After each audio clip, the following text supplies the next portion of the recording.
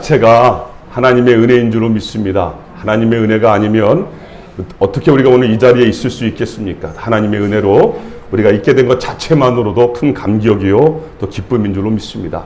저는 오늘 느헤미야 1장이죠. 1장 1절로 7절 말씀을 통해서 울어야 산다. 울어야 산다라는 제목으로 같이 또 말씀 나누기를 원합니다. 여러분, 저는 힌두교권 선교지에서 하나님께서 땅끝까지 복음을 전하라는 내 발바닥으로 밟는 땅을 내게 준다라는 약속의 말씀을 붙잡고 그 오지의 지역을 다니면서 곳곳마다 혼자서 복음을 전하러 산을 많이 탈 기회가 있었습니다. 그렇게 산을 탈 때마다 참 많은 생각을 할 수밖에 없더라고요. 그러면서 깨닫게 되는 것이 산을 타면서 자연스럽게 인생을 배우게 하시는 것 같아요. 여러분, 산을요 타보신 분은 아시지만 산은 절대로 뭐 이렇게 평지만 있지는 않잖아요. 산은 항상 오르막길이 있으면 또 내리막길이 있고, 또 내리막길을 가다 보면 또 오르막길이 있잖아요. 그래서 그 반복해서 그런 길을 걷다 보면 어느 순간에 너무 힘들 때는 내가 지금 뭐 하고 있는 거지? 내가 왜 이렇게 꼭 힘든 여정을 걸어가야 하는 거지? 그러면서 나도 모르게 속에서 복받쳐 오르는 어쩌면 고통의 눈물 같은 것이 흘러나올 때도 있더라고요. 또 그런가 하면 새소리, 나뭇잎 하나, 또 구름의 모양들, 그런 것들 또 접할 때마다 그 속에서 다가오는 원시가 내가 너를 이렇게 사랑해. 하나님이 그렇게 속삭이는 말씀이 들려올 때마다 또 깊은 감동과 은혜의 눈물을 흘리게 되는 것 같습니다. 여러분, 그렇게 가다 보면요, 어느 순간인가 목적지에 다다르게 되는 것을 보게 돼요. 그러면서 이제 깨닫게 되는 것이 그렇구나. 포기하지만 않는다면, 끝까지 포기하지 않고 하기만 한다면 결국은 목적지에 도달하게 되는 것이구나. 그것을 깨닫게 하시더라고요. 또 한 가지는 우리 인생에는 내리막길이 있으면 언제나 또 오르막길이 있다는 사실을 이제는 정확히 알려주시기 때문에 오르막길을 만나도 내리막길을 만나도 이제는 담담하게 준비하게 하시는 것을 경험할 수 있었습니다. 여러분, 우리의 문제가 무엇인가? 우리는 너무나 웃으려고만 한다는 거죠. 인생에 있어서 어쩌면 오르막길만을 원하는지도 모르겠습니다. 고난을 원하지 않아요. 울려고 하지를 않죠. 상처를 받고 싶어 하지 않습니다. 아픔과 고통을 원하지 않아요. 무조건 우리는 잘 되었으면 좋겠다라는 생각을 하며 살 때가 얼마나 많은지 모르겠어요. 여러분, 그런데 성경이 말하고 있는 메시지는 무엇입니까? 성경에서 우리에게 정확히 말씀하고 있는 것은 무엇입니까? 무릇 그리스도 안에서 경건하게 살고자 하는 자는 고난을 받으리라. 제 말이 아니고요, 성경이 정확히 말하고 있는 거예요. 정말 이 시대에 진정한 그리스도인으로 살려고 하는 사람은 뭘 받는다고요? 고난을 받으리라라고 성경은 그렇게 증언하고 있다는 거죠. 여러분, 이 말의 의미가 무엇입니까? 이 말은 우리가 이 땅에 그리스도인이라는 이름으로 살아갈 때 우리에게는 원튼 원치 않든 우리의 삶에는 고난이 찾아올 수밖에 없다는 거예요. 문제가 찾아올 수밖에 없다는 거예요. 원치 않는 아픔과 고통을 겪을 수밖에 없다는 거죠. 여러분, 이것은 사실 우리의 기대하고는 너무나 다른 거죠. 우리가 원하는 것과는 정반대의 길이 우리에게는 나타나고 있는 거죠. 이것이 우리에게 문제인 것입니다. 여러분, 이제 본문으로 돌아가서 오늘 그 사실을 증명하고 우리가 그 속에서 그 고난과 아픔 속에서 어떻게 실질적으로 대처해야 하는지 이 느헤미야를 통해서 한번 배워보는 시간을 가져보기를 원합니다. 여러분, 먼저 우리가 보아야 할 부분은 고난이라고 하는 것은 실제라고 하는 사실을 인정해야 되는 거예요. 고난은요, 상상도 아니고요, 요즘 게임하는 친구들이 좋아하는 가상현실이 아니에요. 고난은 정말 눈앞에 보이는 난공불락의 열고성 같은 거예요. 정말로 우리의 눈앞에 실질적으로 출렁이고 있는 홍해 바다인 거예요. 정말 고통스럽고 피하고 싶고 도망가고 싶고 벗어나고 싶은 현실이 고난이라는 것이에요. 여러분, 오늘 본문의 주인공 느헤미야는 어떤 고난의 장벽이 실제적으로 그 앞에 존재하고 있었는가? 첫 번째로 보니까 그에게는 내부적으로 해결해야 할 고난의 장벽들이 너무나 많이 있었다는 거죠. 여러분, 지금 느헤미야는 가슴에 불이 타고 있어요. 견딜 수가 없는 거예요. 자기 조국의 소식을 들었는데 그야말로 개탄을 금치 못할 소식이죠. 성전은 회파됐고 성벽은 불타버렸고, 성벽이 없다 보니까 외세가 침입해서 백성들을 너무나 쉽게 도륙하면서 고통과 아픔을 주는 거예요. 그런데 정작 자신을 돌아보니까 지금 같은 백성들은 그렇게 고통 속에서 고난을 당하고 있는데, 자기 자신은 최고의 나라에서 너무 좋은 옷에, 너무 좋은 음식에, 너무 좋은 형편에 불편함 없이 살아가는 것에 견딜 수가 없었던 거죠. 여러분, 이런 마음이 거룩한 부담감이에요. 거룩한 부담감. 여러분, 저는 우리에게도 이러한 거룩한 부담감이 생겨났으면 좋겠습니다. 제가 아는 한 집사님은 나이 들어 주님을 만났어요. 그런데 그 주님이 너무나 좋은 거예요. 그래서 버스를 타고 이렇게 가다 보니까 교회들이 보이잖아요.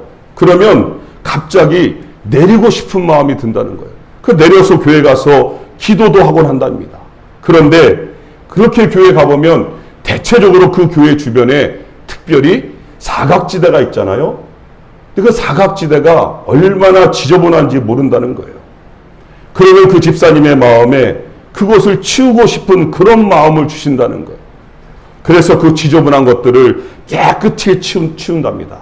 그러고 나서 집으로 돌아오는데 그 마음에 그런 음성이 들려온다는 거예요. 네가 참 잘했다. 네가 참 잘했다. 그러면서 가슴에 주님이 주시는 감동으로 가득 차오는 것을 느꼈다라는 거예요. 여러분, 그것을 경험하고 나니까요, 이제는요, 아예 작정하고 다니신다는 거예요. 그래서 본인이 다니는 본교회뿐만이 아니라 다른 교회들까지도 찾아다니면서 그런 일들을 하셨다는 거예요. 거룩한 부담감 아니겠습니까? 여러분, 우리나라가 얼마나 못 살았던 나라예요. 제가 네팔에 있을 때요, 그들이 우리한테 그런 얘기 하더라고요. 1960년대는 네팔이 우리나라보다 더 잘 살았다고. 너희 나라는 그렇게 못 살았는데 어떻게 지금 그렇게 잘 살 수가 있냐고. 그들이 믿지 못하면서 그렇게 얘기하는 얘기를 들었거든요. 우리나라가 얼마나 못 살았었어요. 1952년 겨울 한국전쟁이 한창이었을 때 그 전쟁에 있는 미국 병사들을 위로하기 위해서 한국에 방문 중인 목사님이 한 분 계셨어요. 그분이 에버렛 스완슨 목사님이란 분입니다. 그 스완슨 목사님은 차가운 새벽거리를 거닐고 있었답니다. 그런데 그의 앞에 능숙한 손놀림으로 바쁘게 일하고 있는 몇몇 인부들을 보게 돼요. 그들이 걸레 뭉치로 보이는 쓰레기 더미를 발로 툭툭 쳐보고는 그대로 트럭에 싣고 있었습니다. 여러분, 그런데 그 순간 그 스완슨 목사님에게 내던져지는 그 쓰레기 더미 속에서 어린아이의 파란 쪽이 쭉 삐져나오는 것을 보게 된 거예요. 황급히 인부들을 제치고 그 뭉치 안을 확인합니다. 여러분, 그런데 놀랍게도 그 안에는 혹독한 추위와 배고픔을 견디지 못하고 웅크린 채로 잠든 모습 그대로 얼어 죽어 있는 어린아이가 있었던 거예요. 여러분, 그런데 그 트럭 안에는 그런 쓰레기 뭉치들이 한두 개가 아니라 가득 차 있었다는 것이죠. 여러분, 그 스완슨 목사님은 그 장면을 절대로 잊을 수가 없었던 거예요. 그것이 그에게는 거룩한 부담감으로 다가왔어요. 그래서 그 목사님은 고국으로 돌아가는 비행기 안에서 하나님으로부터 이 죽어가는 어린이들을 위하여 내가 무엇을 할 것인가라는 도전을 받게 돼요. 그 이후에 그는 미국의 전역을 다니면서 극심한 굶주림과 질병으로 죽어가는 우리 한국 어린이들의 비참한 실상을 알리기 시작합니다. 그들의 후원자가 되어달라고 호소를 합니다. 여러분, 그 목사님의 거룩한 부담감으로 만들어진 것이 지금 우리에게 너무나 잘 알려져 있는 컴패션이라는 NGO 단체예요.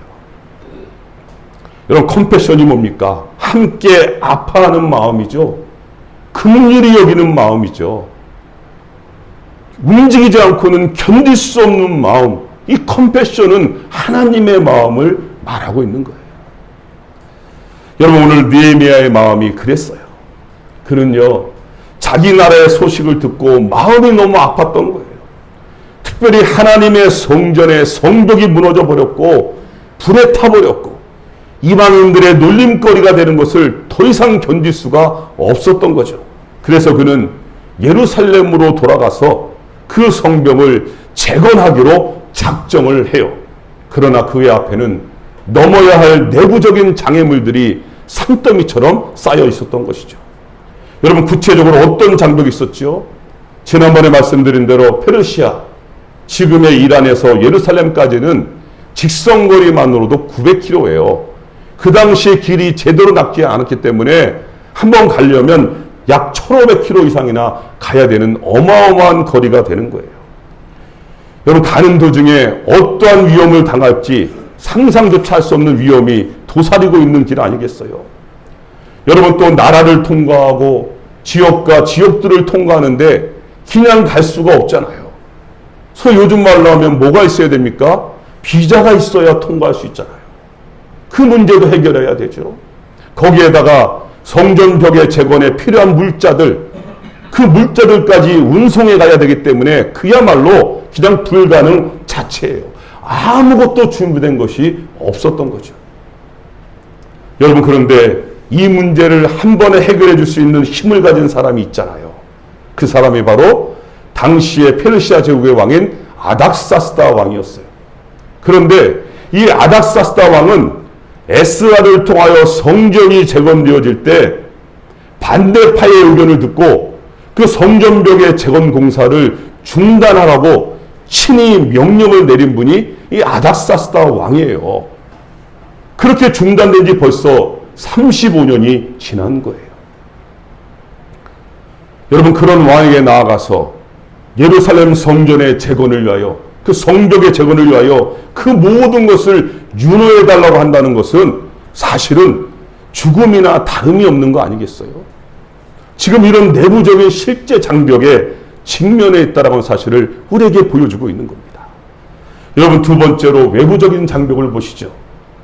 여러분, 느헤미야는요, 하나님의 도우심으로 결국 왕의 허락을 받아내죠.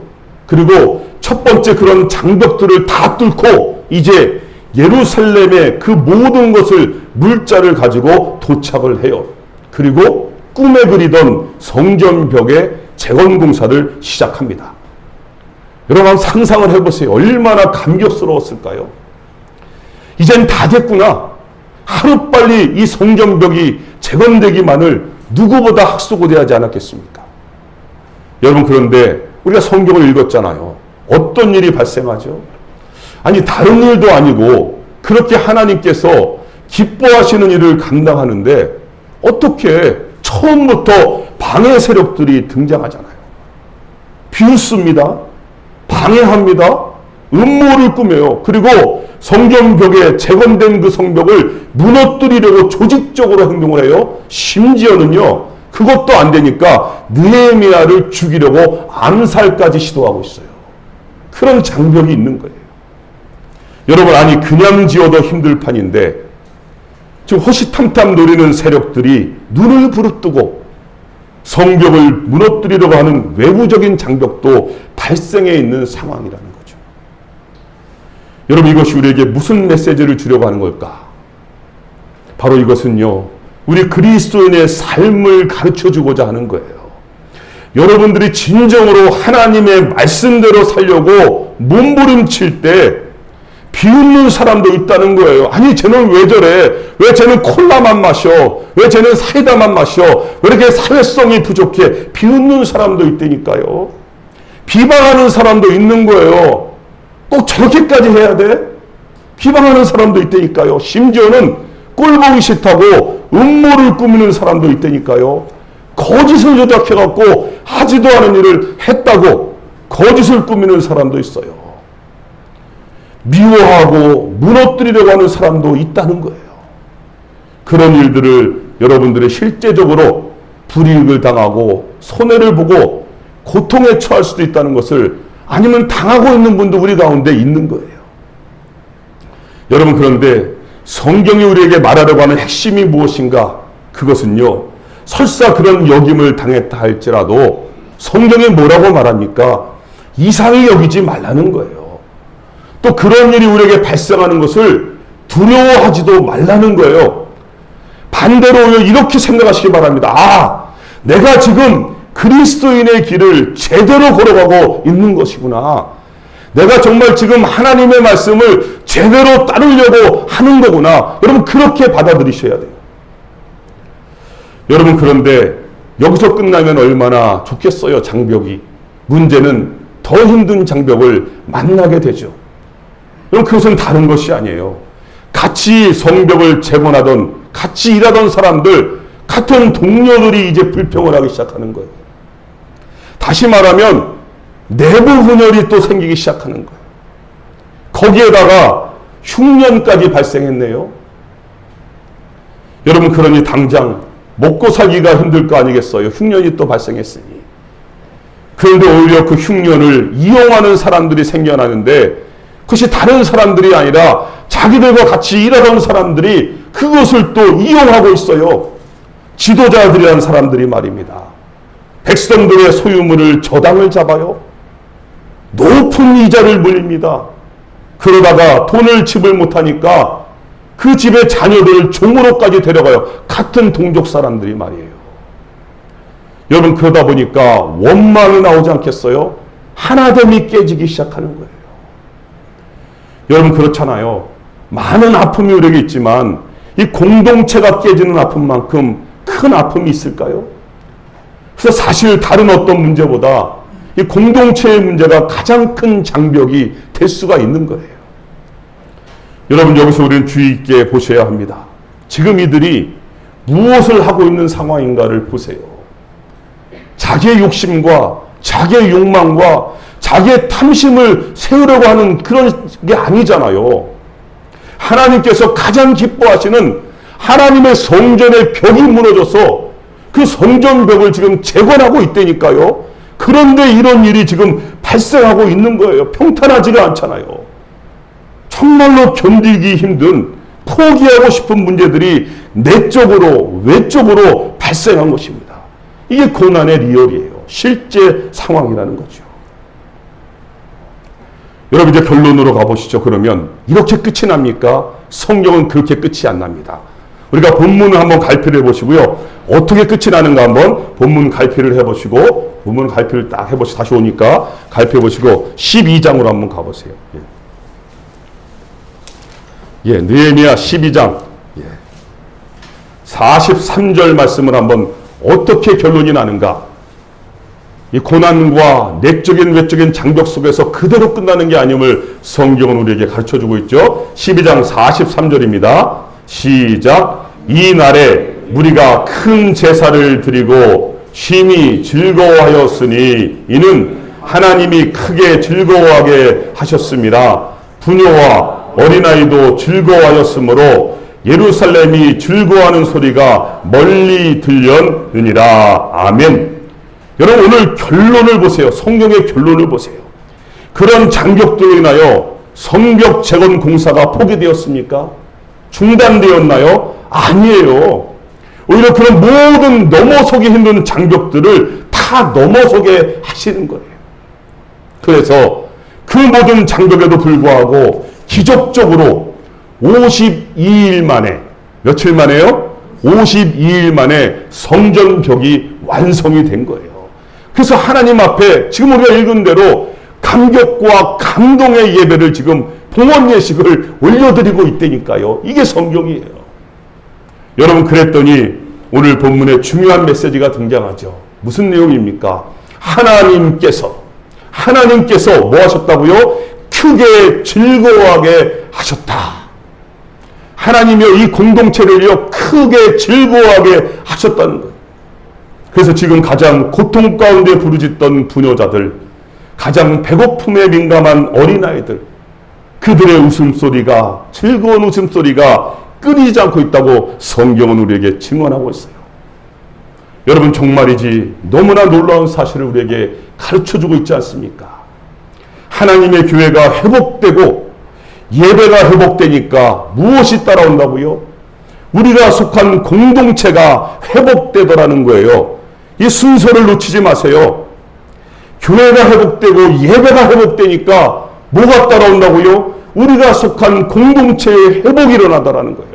하나님께서 크게 즐겁게 하신다는 겁니다. 사랑하는 부인과 자녀들의 웃음소리가 끊어지지 않더라는 거죠. 여러분, 우리들의 여정에 비즈니스가 좀 안 될 때가 있어요. 또 직장에서 일이 좀 안 풀릴 때가 있어요. 또 여러 가지 문제들이 우리의 삶에 찾아올 수가 있어요. 그러나 그 속에서 우리들이 그럼에도 불구하고 이 예배 속에서 하나님을 만나고 예배 속에서 하나님의 임재를 체험하고 예배 속에서 하나님께서 주시는 기쁨을 누리고 산다면, 더 나아가서 아무리 힘들어도 우리가 속한 공동체 속에서 웃음이 떠나지 않게 하신다면 그래도 적어도 견딜만 하잖아요. 다시 새롭게 시작할 힘이 생기지 않습니까? 여러분, 오늘 그것을 가능케 한 느헤미야의 가장 중요한 핵심 포인트가 있죠. 4절입니다. 다시 한번 우리 본문으로 돌아와서 4절 말씀, 느헤미야가 어떻게 행동하고 있는가, 4절 말씀을 같이 한번 한 음성으로 합독해 보겠습니다. 4절입니다. 시작. 내가 이 말을 듣고 앉아서 울고 수일 동안 슬퍼하며 하늘의 하나님 앞에 금식하며 기도하여. 아멘. 여러분, 느헤미야가 뭐 하고 있다 그러죠? 울었다라고 말해요. 울었다. 여러분, 느헤미야가 누구 앞에서 울었습니까? 신세 한탄이 아니에요. 그 상황을 끌어안고 호소하는 원망의 눈물도 아니에요. 하나님 앞에서 우는 거예요. 이것을 다른 말로 하면 기도의 눈물이에요. 기도의 눈물. 여러분, 기도의 눈물은 하나님의 마음을 가장 빨리 움직이는 최고의 방법인 줄로 믿습니다. 하나님께서 견디시지를 못하는 거예요. 여러분, 우리가 우리 아픈 지체들을 위해서 같이 우리가 눈물을 흘리며 뜨겁게 기도하면 분명히 하나님께서 역사하실 줄로 믿습니다. 왜냐하면 하나님께서 가장 사랑스럽고 보배롭고 존귀하게 여기는 분들이 바로 우리들이기 때문이죠. 그렇게 사랑하는 자녀들이 가슴 아파하며 애통하며 울고 있는데 우리 하나님이 가만히 계시겠어요? 여러분, 제가 누누이 강조하며 말씀드립니다. 우리들은요, 예수님의 생명과 맞바꿔줄 정도로 최고의 VIP 정도가 아니라 VVVIP이신 거예요. 우리 한번 옆에 분하고 인사하시죠. VVVIP십니다. V 한 번만 하지 마세요. 정말로 하나님 앞에서 우리는 최고의, 한 번 더 인사하시죠. 최고의 VVVIP십니다.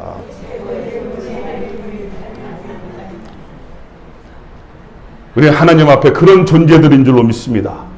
여러분, 그런 우리들의 기도의 눈물을 주님께서 어떻게 외면하실 수가 있겠어요? 하나님 반드시 들으십니다. 여러분, 한 불우한 소년이 있었어요. 그가 태어난 지 4살 만에 아버지가 돌아가세요. 그러니 그 가정이 어떻겠습니까? 어머니는 자녀를 키울 경제적 능력이 없지요. 여러분, 결국 한참 사랑받고 자랄 그 어린 나이에 그 아이는 동생과 함께 보육원에 보내집니다. 여러분, 그것은 그 어린 소년이 받아들이기에는 너무나 잔혹한 고난이었어요. 그러니 그가 정상적인 삶을 살겠습니까? 그는 한마디로 사고뭉치가 되었어요. 그래서 걸핏하면 싸우고 사고를 쳐요. 급기야 학교까지 퇴학을 당하게 돼요. 여러분, 입양을 보내려고 해도 입양을 거절당해요. 정말 낙제 소년으로, 구제불능으로, 미래가 없는 소년으로 낙인이 찍히게 돼요. 그 자신도 웃음과 눈물을 잊어버릴 정도가 되고 말았어요. 그렇게 자라나면 결국 사회의 문제가 될 수밖에 없는 거 아니겠어요? 모두가 다 손가락질하고 비웃고 비아냥거렸겠지요. 여러분, 그런데 그런 그가 어떻게 변화되었는지 아십니까? 모두가 다 그를 포기했어요. 그러나 단 한 사람, 그를 위하여 눈물의 기도를 하는 분이 있었거든요. 그분이 그 보육원의 베레다 수녀님이었답니다. 어느 날 그 수녀님은 그 소년을 꽉 껴안고 이렇게 속삭였다는 거예요. 하나님은 너를 절대로 놓지 않는다. 하나님은 너를 끝까지 사랑한단다.